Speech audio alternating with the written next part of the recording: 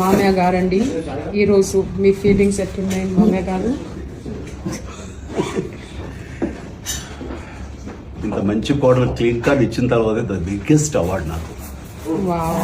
Megastar Chiranjeevi ఈ పేరుకి పెద్ద పరిచయం అక్కర్లేదు. చిరంజీవి గారికి కేంద్ర ప్రభుత్వం పద్మవిభూషణ్ అవార్డు అనౌన్స్ చేసిన సంగతి తెలిసిందే. ఆ అవార్డు తీసుకోబోతున్నప్పుడు రామ్ చరణ్కి సంబంధించి అలాగే చిరంజీవికి సంబంధించిన క్యూట్ మూమెంట్స్ని ఉపాసన తన సోషల్ మీడియా ద్వారా షేర్ చేసింది.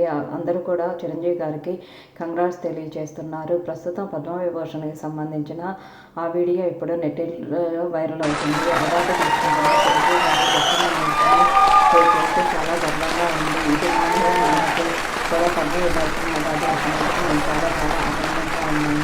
ఈ మూమెంట్ తీసుకురాక ఇద్దరు పద్మవిభూషణ్ చాలా సంతోషంగా ఉంది అంటూ ఆ బెస్ట్ మూమెంట్స్ని తన సోషల్ మీడియా ద్వారా షేర్ చేసింది.